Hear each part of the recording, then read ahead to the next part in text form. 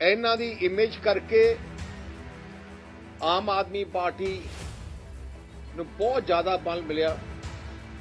ਜਦੋਂ ਆਮ ਆਦਮੀ ਪਾਰਟੀ ਨੇ ਇਹਨਾਂ ਨਾਲ ਧੋਖਾ ਦਿੱਤਾ, ਅਸੂਲਾਂ ਨਾਲ ਧੋਖਾ ਦਿੱਤਾ, ਜਿਸ ਅਸੂਲ ਤੇ ਬਣੀ ਸੀ ਉਹਦੇ ਉਲਟ ਗਏ। ਸਾਧ ਸੁੱਚਾ ਸਿੰਘ ਛੋਟੇਪੁਰ ਜੀ ਨੇ ਉਹਨਾਂ ਦਾ ਵਿਰੋਧ ਕੀਤਾ ਤੇ ਫਿਰ ਉਹਨਾਂ ਨੇ ਛੱਡਿਆ।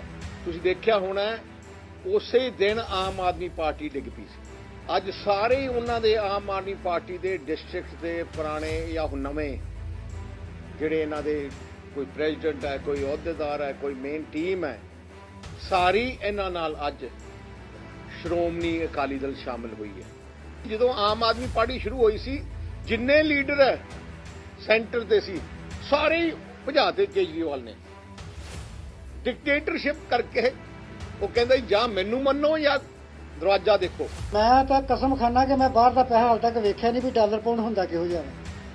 ਤੁਸੀਂ ਕਹਿੰਦੇ ਮੇਰੇ ਕੋਲ ਆਇਆ, ਮੇਰਾ ਤੇ ਇੱਥੇ ਅਕਾਊਂਟ ਹੀ ਕੋਈ ਨਹੀਂ ਸੀ ਪੰਜਾਬ 'ਚ। ਮੈਂ ਪਾਰਟੀ ਦਾ ਪ੍ਰਧਾਨ ਸਾਂ, ਪਰ ਪੰਜਾਬ 'ਚ ਆਮ ਆਦਮੀ ਪਾਰਟੀ ਦਾ ਕੋਈ ਅਕਾਊਂਟ ਨਹੀਂ ਸੀ। ਕਿੱਥੇ ਸੀ? ਅਕਾਊਂਟ ਸਾਰੇ ਦਿੱਲੀ ਸੀਗੇ। ਜਿੰਨਾ ਪੈਸਾ ਬਾਹਰੋਂ ਆਇਆ ਉਹ ਦਿੱਲੀ ਗਿਆ ਸਿੱਧਾ। ਉਹਨੂੰ ਕਿਸੇ ਦੇਖੋ ਨਾ, ਸੁਖਪਾਲ ਖਹਿਰਾ ਆਇਆ ਉਹ ਉਹਨੂੰ ਚੰਗਾ ਨਹੀਂ ਲੱਗਦਾ, ਘੁੱਗੀ ਆਇਆ ਉਹ ਉਹਨੂੰ ਨਹੀਂ ਚੰਗਾ ਲੱਗਦਾ, ਅਸੀਂ ਆਏ ਅਸੀਂ ਨਹੀਂ ਚੰਗਾ ਲੱਗਦੇ, ਜੋਗਿੰਦਰ ਯਾਦਵ ਨਹੀਂ ਚੰਗਾ ਲੱਗਦਾ, ਗਾਂਧੀ ਨਹੀਂ ਚੰਗਾ ਲੱਗਦਾ, ਖਾਲਸਾ ਨਹੀਂ ਚੰਗਾ ਲੱਗਦਾ, ਫਿਰ ਉਹਨੂੰ ਚੰਗਾ ਕਿਹੜਾ ਲੱਗਦਾ? ਉਹ ਤਾਂ ਚਾਹੁੰਦਾ ਵੀ ਮੈਨੂੰ ਗੂਠਾ ਮਾਰ ਬੰਦਾ ਚਾਹੀਦਾ, ਜਿਹੜਾ ਜੇ ਮੈਂ ਕਹੀ ਜਾਂ ਵੀ ਦੇਣਾ ਤਾਂ ਦੇਣਾ, ਰਾਤ ਆ ਤਾਂ ਰਾਤ।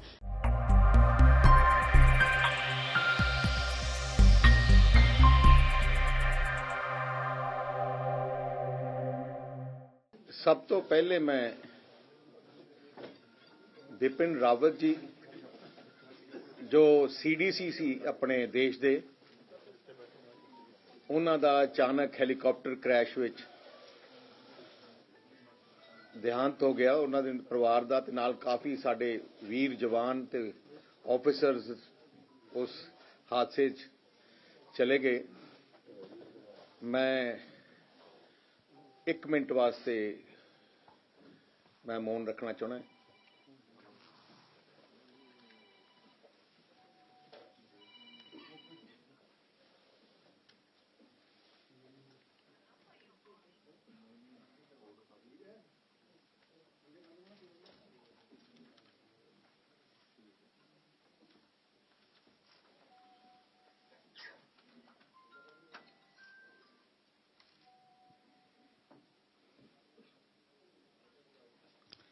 ਅੱਜ ਬੜੀ ਖੁਸ਼ੀ ਦਾ ਦਿਨ ਹੈ ਕਿ ਸ਼੍ਰੋਮਣੀ ਅਕਾਲੀ ਦਲ ਵਿੱਚ ਪੰਜਾਬ ਦੇ ਇੱਕ ਬਹੁਤ ਪੁਰਾਣੇ ਸਿਆਸਤਦਾਨ, ਇੱਕ ਨੇਕ ਸਿਆਸਤਦਾਨ, ਇੱਕ ਓਨੈਸਟ ਸਿਆਸਤਦਾਨ, ਜਿਨ੍ਹਾਂ ਨੇ ਸਾਰੀ ਜ਼ਿੰਦਗੀ ਸੰਘਰਸ਼ ਕੀਤਾ, ਇੱਕ ਰੈਪੂਟੇਸ਼ਨ ਕਮਾਈ। ਮੈਂ ਸਾਧ ਸੁੱਚਾ ਸਿੰਘ ਛੋਟੇਪੁਰ ਜੀ ਦੀ ਗੱਲ ਕਰ ਰਿਹਾ, ਜੋ ਜਦੋਂ ਆਮ ਆਦਮੀ ਪਾਰਟੀ ਪੰਜਾਬ 'ਚ ਬਣਾਈ ਉਹਦੇ ਪ੍ਰਧਾਨ ਵੀ ਸੀ, ਤੇ ਆਮ ਆਦਮੀ ਪਾਰਟੀ ਖੜੀ ਕਰਨ ਵਿੱਚ ਮੈਨੂੰ ਲੱਗਦਾ ਵੱਡਾ, ਸਭ ਤੋਂ ਵੱਡਾ ਯੋਗਦਾਨ ਇਹਨਾਂ ਦਾ ਸੀ। ਇਹਨਾਂ ਦੀ ਇਮੇਜ ਕਰਕੇ ਆਮ ਆਦਮੀ ਪਾਰਟੀ ਨੂੰ ਬਹੁਤ ਜ਼ਿਆਦਾ ਬਲ ਮਿਲਿਆ। ਜਦੋਂ ਆਮ ਆਦਮੀ ਪਾਰਟੀ ਨੇ ਇਹਨਾਂ ਨਾਲ ਧੋਖਾ ਦਿੱਤਾ, ਅਸੂਲਾਂ ਨਾਲ ਧੋਖਾ ਦਿੱਤਾ, ਜਿਸ ਅਸੂਲ ਤੇ ਬਣੀ ਸੀ ਉਹਦੇ ਉਲਟ ਗਏ। ਸਾਧ ਸੁੱਚਾ ਸਿੰਘ ਛੋਟੇਪੁਰ ਜੀ ਨੇ ਉਹਨਾਂ ਦਾ ਵਿਰੋਧ ਕੀਤਾ ਤੇ ਫਿਰ ਉਹਨਾਂ ਨੇ ਛੱਡਿਆ। ਤੁਸੀਂ ਦੇਖਿਆ ਹੋਣਾ ਉਸੇ ਦਿਨ ਆਮ ਆਦਮੀ ਪਾਰਟੀ ਡਿੱਗ ਪਈ ਸੀ। ਉਹਨਾਂ ਦੇ ਨਾਲ ਅੱਜ ਵੱਖ-ਵੱਖ ਡਿਸਟ੍ਰਿਕਟ ਦੇ, ਮੈਂ ਕਹਿੰਦਾ ਆਮ ਆਦਮੀ ਪਾਰਟੀ ਨੂੰ ਇੱਕ ਬਹੁਤ ਵੱਡਾ ਝਟਕਾ ਲੱਗਿਆ। ਅੱਜ ਸਾਰੇ ਹੀ ਉਹਨਾਂ ਦੇ ਆਮ ਆਦਮੀ ਪਾਰਟੀ ਦੇ ਡਿਸਟ੍ਰਿਕਟ ਦੇ ਪੁਰਾਣੇ ਜਾਂ ਨਵੇਂ ਜਿਹੜੇ ਇਹਨਾਂ ਦੇ ਕੋਈ ਪ੍ਰੈਜ਼ੀਡੈਂਟ ਹੈ, ਕੋਈ ਅਹੁਦੇਦਾਰ ਹੈ, ਕੋਈ ਮੇਨ ਟੀਮ ਹੈ, ਸਾਰੀ ਇਹਨਾਂ ਨਾਲ ਅੱਜ ਸ਼੍ਰੋਮਣੀ ਅਕਾਲੀ ਦਲ ਸ਼ਾਮਿਲ ਹੋਈ ਹੈ। ਸਾਨੂੰ ਬੜਾ ਬਲ ਮਿਲਿਆ। ਜਦੋਂ ਮੇਰੇ ਨਾਲ ਵਿਚਾਰਾਂ ਚੱਲ ਰਹੀਆਂ ਸੀ, ਮੈਨੂੰ ਕਹਿ ਰਹੇ ਸੀ ਕਿ ਪੰਥ ਤੇ ਪੰਜਾਬ ਦੀ ਇਕੱਲੀ ਇੱਕੋ ਇੱਕ ਪਾਰਟੀ ਸ਼੍ਰੋਮਣੀ ਅਕਾਲੀ ਦਲ ਹੈ। ਅੱਜ ਚਾਰੋਂ ਤਰਫ ਪੰਜਾਬੀਆਂ ਤੇ ਹਮਲੇ ਹੋ ਰਹੇ ਆ ਤੇ ਜਿਹੜੀ ਸੋਚ ਲੈ ਕੇ ਆਮ ਆਦਮੀ ਪਾਰਟੀ ਚੱਲੀ ਸੀ ਉਹ ਸੋਚ ਹੁਣ ਉਹ ਨਹੀਂ ਰਹੀ। ਤੁਸੀਂ ਦੇਖਿਆ ਹੋਣਾ ਕਿ ਜਦੋਂ ਆਮ ਆਦਮੀ ਪਾਰਟੀ ਸ਼ੁਰੂ ਹੋਈ ਸੀ ਜਿੰਨੇ ਲੀਡਰ ਹੈ ਸੈਂਟਰ ਤੇ ਸੀ ਸਾਰੇ ਹੀ ਭਜਾਤੇ ਕੇਜਰੀਵਾਲ ਨੇ ਡਿਕਟੇਟਰਸ਼ਿਪ ਕਰਕੇ। ਉਹ ਕਹਿੰਦਾ ਜਾਂ ਮੈਨੂੰ ਮੰਨੋ ਜਾਂ ਦਰਵਾਜ਼ਾ ਦੇਖੋ। ਕਿੰਨੇ ਜਿਹੜੀ ਟੀਮ ਬਣਾਈ ਸੀ ਉਹ ਅੰਨਾ ਹਜ਼ਾਰੇ ਜੀ ਦੀ ਟੀਮ ਜਿਹੜੀ ਬਣੀ ਸੀ ਓਰੀਜਨਲ ਟੀਮ ਉੱਥੇ ਬਹੁਤ ਲੋਕ ਸੀ ਅਸੂਲੀ ਲੋਕ ਸੀ ਪਰ ਉਹਨਾਂ ਨੇ ਸਾਰਿਆਂ ਨੂੰ ਕੱਢ ਦਿੱਤਾ। ਤੇ ਅੱਜ ਸੋ ਮੈਂ ਸਰ ਸੁੱਚਾ ਸਿੰਘ ਛੋਟੇਪੁਰ ਜੀ ਨੂੰ ਜੀ ਆਇਆਂ ਕਹਿੰਦਾ। ਪੁਰਾਣੇ ਟਕਸਾਲੀ ਅਕਾਲੀ ਮੈਂ ਕਹਿ ਸਕਦਾ ਮੇਥੋਂ ਵੀ ਪਹਿਲੇ ਦੇ। ਸੋ ਇਸ ਕਰਕੇ ਸਾਨੂੰ ਮਾਝੇ 'ਚ ਤਾਂ ਬਹੁਤ ਬਲ ਮਿਲਿਆ ਹੀ ਮਿਲਿਆ ਪਰ ਪੂਰੇ ਪੰਜਾਬ 'ਚ ਤੁਸੀਂ ਦੇਖਿਆ ਹੋਣਾ ਪਿੱਛੇ ਸਾਰੀ ਟੀਮ ਆਮ ਆਦਮੀ ਪਾਰਟੀ ਦੀ ਦੋਨੋਂ ਸਾਈਡ ਦੇਖ ਲਓ ਜਿੰਨੇ ਇਹਨਾਂ ਦੇ ਪ੍ਰੋਮਿਨੈਂਟ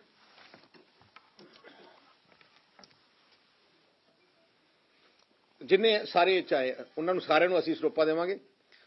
ਤੇ ਮੈਂ ਇੱਕ ਤਾਂ ਮੈਂ ਇਹਨਾਂ ਨੂੰ ਮਾਨ ਦੇ ਤੌਰ ਤੇ ਇਹਨਾਂ ਨੂੰ ਮੈਂ ਸੀਨੀਅਰ ਵਾਈਸ ਪ੍ਰੈਜ਼ੀਡੈਂਟ ਆਪਣੇ ਸ਼੍ਰੋਮਣੀ ਅਕਾਲੀ ਦਲ ਦਾ ਬਣਾ ਰਿਹਾ। ਇੱਕ ਇਹਨਾਂ ਨੂੰ ਅਸੀਂ ਬਟਾਲਾ ਸੀਟ ਤੋਂ ਸਾਡੇ ਸ਼੍ਰੋਮਣੀ ਅਕਾਲੀ ਦਲ ਬੀਐਸਪੀ ਦੇ ਉਮੀਦਵਾਰ ਹੋਣਗੇ। ਮੈਂ ਹੁਣ ਬੇਨਤੀ ਕਰਾਂਗਾ ਕਿ ਛੋਟੇਪੁਰ ਸਾਹਿਬ ਕੋਈ ਆਪਣੇ ਵਿਚਾਰ ਦੱਸਣ। ਉਹ ਯਾਰ ਸਤਿਕਾਰਯੋਗ ਪ੍ਰਧਾਨ ਸਾਹਿਬ, ਮੇਰੇ ਬਹੁਤ ਪਿਆਰੇ ਸਾਥੀ ਗੋਬਿੰਦਰ ਜੀ, ਬੱਬੇ ਸਾਹਿਬ ਤੇ ਮੀਡੀਆ ਵਾਲੇ ਭਰਾਓ, ਅੱਜ ਮੈਨੂੰ ਆਪਣੇ ਪੁਰਾਣੇ ਘਰ ਵਿੱਚ ਆ ਕੇ ਬਹੁਤ ਖੁਸ਼ੀ ਹੋਈ ਹੈ। ਉਹਦਾ ਰੀਜ਼ਨ ਹੈ ਕਿ ਮੈਂ ਪਿਛਲੇ 5 ਸਾਲ ਚੁੱਪ ਕਰਕੇ ਬੈਠਾ ਰਿਹਾ। ਆਮ ਆਦਮੀ ਪਾਰਟੀ ਦੀ ਜਿਵੇਂ ਗਏ ਸੀ, ਜਿਵੇਂ ਖੜਿਆ ਕੀਤਾ ਸੀ, ਉਹ ਪ੍ਰਧਾਨ ਸਾਹਿਬ ਨੇ ਸਾਰੀਆਂ ਚੀਜ਼ਾਂ ਦਾ ਜ਼ਿਕਰ ਕੀਤਾ। ਅੱਜ ਪੰਜਾਬ ਨੂੰ ਲੋੜ ਹੈ ਪੰਥ ਨੂੰ, ਪੰਜਾਬ ਨੂੰ ਬਚਾਉਣ ਦੀ। ਪੰਜਾਬ ਤੇ ਬਹੁਤ ਬਾਹਰੀ ਹਮਲੇ ਹੋ ਰਹੇ ਨੇ। ਪੰਜਾਬ ਨੂੰ ਕਮਜ਼ੋਰ ਕਰਨ ਦੀਆਂ ਬਹੁਤ ਸਾਜ਼ਿਸ਼ਾਂ ਰਚੀਆਂ ਜਾ ਰਹੀਆਂ ਨੇ। ਰੀਜਨਲ ਪਾਰਟੀ ਹੀ ਜਿਸ ਪਾਰਟੀ ਦਾ ਬੜਾ ਗੌਰਵਮਈ ਇਤਿਹਾਸ ਹੈ, ਕੁਰਬਾਨੀਆਂ ਨਾਲ ਭਰਿਆ ਪਿਆ, ਪੰਜਾਬ 'ਚ ਜੋ ਕੁਝ ਵੀ ਅੱਜ ਤੱਕ ਹੋਇਆ ਉਹ ਰੀਜਨਲ ਪਾਰਟੀ ਦੀ ਬਦੌਲਤ ਹੋਇਆ। ਪੰਜਾਬ ਨਾਲ ਹਮੇਸ਼ਾ ਲੰਬੇ ਸਮੇਂ ਤੋਂ ਵਿਤਕਰਾ ਹੁੰਦਾ ਆਇਆ। ਬੋਲੀ ਦੇ ਆਧਾਰ ਤੇ ਸੂਬੇ ਬਣੇ। ਪੰਜਾਬ ਨਾਲ ਉਦੋਂ ਵੀ ਵਿਤਕਰਾ ਹੋਇਆ। ਨਾ ਪੰਜਾਬ ਦੀ ਕੈਪੀਟਲ ਹੈ, ਨਾ ਪੰਜਾਬ ਦੇ ਜਿੰਨੇ ਪੰਜਾਬੀ ਸਪੀਕਿੰਗ ਏਰੀਏ ਸੀ ਉਹ ਵੀ ਪੰਜਾਬ ਤੋਂ ਬਾਹਰ ਰੱਖੇ ਗਏ। ਆਪਣੇ ਬਜ਼ੁਰਗਾਂ ਨੇ ਸ਼੍ਰੋਮਣੀ ਅਕਾਲੀ ਦਲ ਪਾਰਟੀ ਬਣਾਈ ਸੀ। ਉਹ ਸਾਡੇ ਨਾਲੋਂ ਬਹੁਤ ਸਿਆਣੇ ਸੀ, ਬਹੁਤ ਇਮਾਨਦਾਰ ਸੀ, ਬੜੇ ਫੋਰਸਾਈਟਡ ਸਨ। ਉਹਨਾਂ ਨੇ ਸਮਝਿਆ ਸੀ ਕਿ ਜਿਹੜੀਆਂ ਮਿਨੋਰਿਟੀ ਨੇ, ਘੱਟ ਗਿਣਤੀਆਂ ਨੇ, ਇਹਨਾਂ ਦੀ ਰੱਖਿਆ ਜਿਹੜੀ ਹੈ ਉਹ ਅਕਾਲੀ ਦਲ ਬਣਾ ਕੇ ਹੀ ਹੋ ਸਕਦੀ ਹੈ। ਇਹੀ ਇੱਕ ਪਾਰਟੀ ਹੈ ਜਿਹੜੀ ਸਰਬੱਤ ਦਾ ਭਲਾ ਮੰਗਦੀ ਹੈ। ਅਸੀਂ ਇਹਨੂੰ ਪੰਥਕ ਪਾਰਟੀ ਕਹਿੰਦੇ ਹਾਂ। ਪੰਥਕ ਪਾਰਟੀ ਦਾ ਮਤਲਬ ਇਹ ਨਹੀਂ ਹੈ ਕਿ ਇਹ ਕੇਵਲ ਸਿੱਖਾਂ ਦੀ ਪਾਰਟੀ ਹੈ। ਅਸੀਂ ਸੁਬਾਹ ਸ਼ਾਮ ਗੁਰੂ ਘਰਾਂ ਵਿੱਚ ਅਰਦਾਸ ਤੋਂ ਉਪਰੰਤ ਕਹਿੰਦੇ ਹਾਂ, ਨਾਨਕ ਨਾਮ ਚੜ੍ਹਦੀ ਕਲਾ ਤੇਰੇ ਭਾਣੇ ਸਰਬੱਤ ਦਾ ਭਲਾ। ਸਰਬੱਤ ਦਾ ਭਲਾ ਮੰਗਣ ਵਾਲੀ ਕੇਵਲ ਤੇ ਕੇਵਲ ਸ਼੍ਰੋਮਣੀ ਅਕਾਲੀ ਦਲ ਪਾਰਟੀ ਹੈ। ਇਸ ਕਰਕੇ ਮੈਂ ਮਹਿਸੂਸ ਕੀਤਾ ਕਿ ਅੱਜ ਸਾਨੂੰ ਪੰਥ ਦੀ ਲੋੜ ਹੈ, ਪੰਜਾਬ ਦੀ ਲੋੜ ਹੈ ਤੇ ਪੰਜਾਬ ਤੇ ਪੰਥ ਨੂੰ ਸਾਡੀ ਸੇਵਾਵਾਂ ਦੀ ਲੋੜ ਹੈ, ਸਾਡੇ ਚੌਕੀਦਾਰੇ ਦੀ ਲੋੜ ਹੈ। ਇਸ ਕਰਕੇ ਮੈਂ ਇਸ ਪਾਰਟੀ ਦੇ ਵਿੱਚ ਆਇਆ। ਜੋ ਪ੍ਰਧਾਨ ਸਾਹਿਬ ਸਮੇਂ-ਸਮੇਂ ਤੇ ਸਾਨੂੰ ਆਦੇਸ਼ ਦੇਣਗੇ, ਅਸੀਂ ਦਿਆਨਤਦਾਰੀ ਦੇ ਨਾਲ ਪੰਜਾਬ ਦੇ ਲੋਕਾਂ ਦੀ ਸੇਵਾ ਕਰਾਂਗੇ। ਮੇਰਾ 40-45 ਸਾਲ ਦਾ ਜਿਹੜਾ ਪੋਲੀਟੀਕਲ ਕੈਰੀਅਰ ਆ ਉਹ ਸਾਰੇ ਵੀਰਾਂ ਨੂੰ ਬਹੁਤ ਵਾਰੀ ਤੁਹਾਡੇ ਨਾਲ ਆਲਰੇਡੀ ਮੈਂ ਸ਼ੇਅਰ ਕਰ ਚੁੱਕਾ। ਮੈਂ ਜਦ ਤੱਕ ਵੀ ਜਿੰਦਾ ਹਾਂ ਮੇਰੀ ਤੁਹਾਨੂੰ ਕਦੀ ਕੋਈ ਲਾਂਭਾ ਨਹੀਂ ਆਊਗਾ। ਕਦੀ ਤੁਸੀਂ ਇਹ ਨਹੀਂ ਸੁਣੋਗੇ ਵੀ ਕਿਸੇ ਦੇ ਨਾਲ ਧੱਕਾ ਕੀਤਾ, ਕਿਸੇ ਨਾਲ ਮਾੜਾ ਕੀਤਾ। ਪਰਮਾਤਮਾ ਕੋ ਡਰ ਕੇ ਪੰਜਾਬੀਆਂ ਦੀ ਸੇਵਾ ਕਰਨਾ ਚਾਹੁੰਦੇ ਹਾਂ, ਪੰਜਾਬ ਨੂੰ ਬਚਾਉਣਾ ਚਾਹੁੰਦੇ ਹਾਂ। ਔਰ ਮੈਂ ਅੱਜ ਬਾਕੀ ਵੀਰਾਂ ਨੂੰ ਵੀ ਕਹਾਂਗਾ ਕਿ ਅਸੀਂ ਬਹੁਤ ਇੱਧਰ ਉੱਧਰ ਜਾ ਕੇ ਦੇਖ ਲਿਆ, ਜੇ ਪੰਜਾਬ ਬਚ ਸਕਦਾ ਹੈ ਤਾਂ ਇਹੀ ਪਾਰਟੀ ਪੰਜਾਬ ਨੂੰ ਬਚਾ ਸਕਦੀ ਹੈ। ਜਿਹੜੇ ਭਰਾ ਸਾਡੇ ਘਰਾਂ 'ਚ ਬੈਠੇ ਆ, ਮੈਂ ਉਹਨਾਂ ਨੂੰ ਵੀ ਬੇਨਤੀ ਕਰਾਂਗਾ, ਉਹਨਾਂ ਤੱਕ ਲੈਣ ਵੀ ਜਾਵਾਂਗਾ। ਮੈਂ ਵੱਡੇ ਬਾਦਲ ਸਾਹਿਬ ਨੂੰ ਵੀ ਬੇਨਤੀ ਕਰਾਂਗਾ ਕਿ ਉਹਨਾਂ ਦੇ ਘਰੇ ਜਾਓ। ਜਿਹੜੇ ਕੋਈ ਨਾਰਾਜ਼ ਨੇ, ਭਰਾਵਾਂ ਨਾਲ ਨਾਰਾਜ਼ ਹੋ ਜਾਂਦੇ ਆ, ਪਰ ਜਦੋਂ ਪਰਿਵਾਰ ਤੇ ਬਿਪਤਾ ਬਣਦੀ ਹੈ ਫਿਰ ਸਾਰੇ ਇਕੱਠੇ ਹੁੰਦੇ ਆ। ਅੱਜ ਪਰਿਵਾਰ ਤੇ ਪੰਜਾਬੀ ਪਰਿਵਾਰ ਤੇ ਬਿਪਤਾ ਬਣੀ ਜੀ, ਇਸ ਕਰਕੇ ਅਸੀਂ ਸਾਰੇ ਇਸ ਪਾਸੇ ਨੂੰ ਆਏ ਆ। ਔਰ ਮੈਨੂੰ ਖੁਸ਼ੀ ਹੈ ਕਿ ਮੈਂ ਆਪਣੀ ਪੁਰਾਣੀ ਪਾਰਟੀ ਦੇ ਵਿੱਚ ਆਇਆ, ਜੋ ਸਾਡੇ ਬਜ਼ੁਰਗਾਂ ਨੇ ਜਿਹਦੇ ਵਿੱਚ ਬੜੀਆਂ ਕੁਰਬਾਨੀਆਂ ਕੀਤੀਆਂ। ਹੋਰ ਜੀ ਕੀ ਫਿਊਚਰ ਦੇਖਦੇ ਹੋ ਆਮ ਆਦਮੀ ਪਾਰਟੀ ਦਾ ਤੁਸੀਂ? ਆਮ ਆਦਮੀ ਪਾਰਟੀ ਦਾ ਜੀ ਕਹਿਣੀ ਤੇ ਕਥਨੀ ਦਾ ਬਹੁਤ ਫਰਕ ਹੈ। ਆਮ ਆਦਮੀ ਪਾਰਟੀ ਗੱਲਾਂ ਤੇ ਇਹ ਕਰਦੀ ਸੀ ਭਈ ਇਸ ਪਾਰਟੀ ਦੇ ਵਿੱਚ ਕੋਈ ਵੱਡਾ ਨਿੱਕਾ ਨਹੀਂ ਦੇਖਿਆ ਜਾ, ਕੰਮ ਦੇਖਿਆ ਜਾਊਗਾ, ਕੰਮ ਨੂੰ ਪਹਿਲ ਦਿੱਤੀ ਜਾਊਗੀ, ਇਮਾਨਦਾਰੀ ਨੂੰ ਪਹਿਲ ਦਿੱਤੀ ਜਾਊਗੀ, ਰਾਮ ਰਾਜ ਹੋਊਗਾ, ਇੱਥੇ ਕੰਮ ਕਰਨ ਵਾਲੇ ਬੰਦੇ ਜਿਹੜੇ ਉਹਨਾਂ ਨੂੰ ਅੱਗੇ ਲਿਆਂਦਾ ਜਾਊਗਾ। ਪਰ ਮੈਂ ਜਦੋਂ ਦੇਖਿਆ ਉਹਦੇ ਵਿੱਚ ਪਾਰਟੀ ਵਾਸਤੇ ਦਿਨ ਰਾਤ ਆਪਾਂ ਮਿਹਨਤ ਕੀਤੀ। ਮੈਂ 18 ਘੰਟਿਆਂ 24 ਘੰਟਿਆਂ ਜੋ 18 ਘੰਟੇ ਸੜਕ ਤੇ ਰਹਿੰਦਾ ਸੀ। ਇੱਕ ਦਿਨ 'ਚ 10 15 ਮੀਟਿੰਗਾਂ ਕਰਦਾ ਸੀ, 100 200 ਟੈਲੀਫੋਨ ਸੁਣਦਾ ਸੀ। ਲੋਕਾਂ 'ਚ ਬੜਾ ਉਤਸ਼ਾਹ ਸੀ, ਪਰ ਲੀਡਰਸ਼ਿਪ ਤੋਂ ਲੋਕਾਂ ਨੂੰ ਬਹੁਤ ਨਿਰਾਸ਼ਾ ਹੋਈ।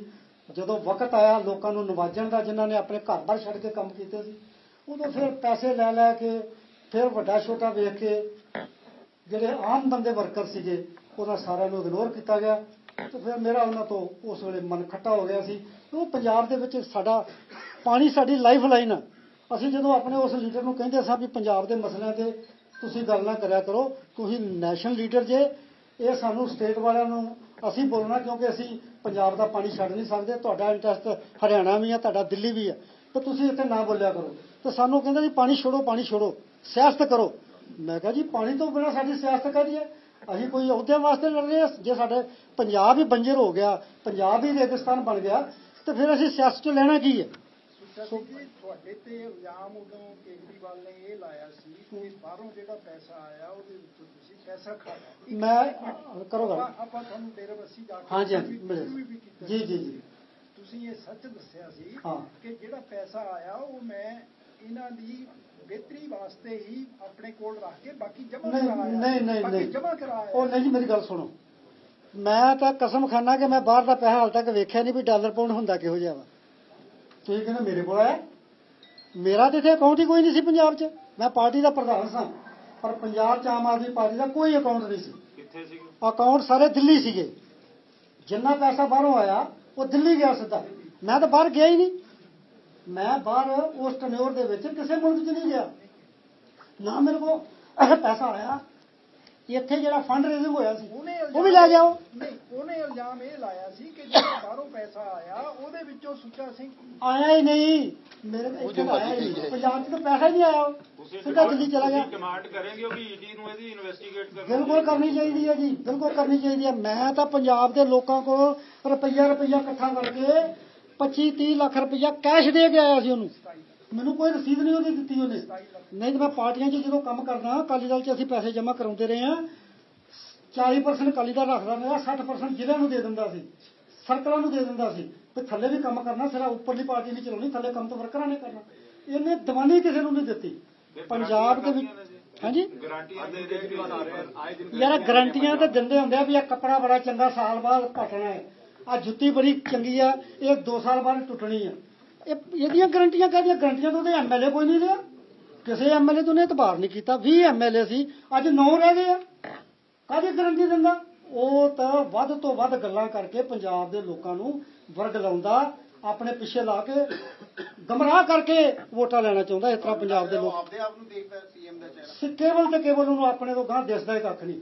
ਹੁਣ ਭਗਵੰਤ ਨੂੰ ਲਾਗੇ ਭਾਲ ਕੇ ਕਹਿੰਦਾ ਵੀ ਮੈਂ ਸਾਫ਼ ਚਿਹਰਾ ਲੱਭ ਰਿਹਾ, ਉਹਦੇ ਮਨ ਤੇ ਕੀ ਗੁਜ਼ਰਦੀ ਹੋਊਗੀ?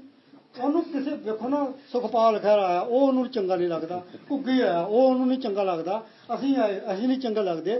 ਜੋਗਿੰਦਰ ਯਾਦਵ ਨਹੀਂ ਚੰਗਾ ਲੱਗਦਾ, ਗਾਂਧੀ ਨਹੀਂ ਚੰਗਾ ਲੱਗਦਾ, ਖਾਲਸਾ ਨਹੀਂ ਚੰਗਾ ਲੱਗਦਾ, ਫਿਰ ਉਹਨੂੰ ਚੰਗਾ ਕਿਹੜਾ ਲੱਗਦਾ? ਉਹ ਤਾਂ ਚਾਹੁੰਦਾ ਵੀ ਮੈਨੂੰ ਗੂਠਾ ਮਾਰ ਬੰਦਾ ਚਾਹੀਦਾ, ਜਿਹੜਾ ਜੇ ਮੈਂ ਕਹੀ ਜਾਂ ਵੀ ਦੇਣਾ ਤਾਂ ਦੇਣਾ, ਰਾਤ ਆ ਤਾਂ ਰਾਤ ਆ। ਇਹ ਕੋਈ ਜ਼ਮੀਨ ਵਾਲਾ ਬੰਦਾ ਕਰ ਸਕਦਾ? ਮੇਰੇ ਵਰਗਾ ਬੰਦਾ ਨਾਲ। ਮੈਂ ਤਾਂ ਤੁਹਾਡੇ ਸਾਹਮਣੇ ਕਿਹਾ ਸੀ ਵੀ ਮੈਂ ਜ਼ਿੰਦਗੀ 'ਚ ਕਿਸੇ ਪੋਲੀਟੀਕਲ ਪਾਰਟੀ ਕੋਲੋਂ, ਜਿਸ ਪਾਰਟੀ 'ਚ ਮੈਂ ਕੰਮ ਕਰਦਾ, ਜੇ ਦੂਜੀ ਪਾਰਟੀ ਕੋਈ ਦੀਵਾਨੀ ਵੀ ਲਈ ਹੋ ਤਾਂ ਮੇਰਾ ਕੱਖ ਨਾ ਰਹੇ। ਜੇ ਨਹੀਂ ਤੇ ਜਿਹੜੇ ਝੂਠੇ ਇਲਜ਼ਾਮ ਲਾਉਂਦੇ ਗੁਰੂ ਰਾਮਦਾਸ ਉਹਨਾਂ ਦਾ ਕੱਖ ਨਾ ਰਹਿਣ ਦੀ, ਗੁਰੂ ਰਾਮਦਾਸ ਨੇ ਰਹਿਣ ਨਹੀਂ ਕੱਖ ਦਿੱਤਾ।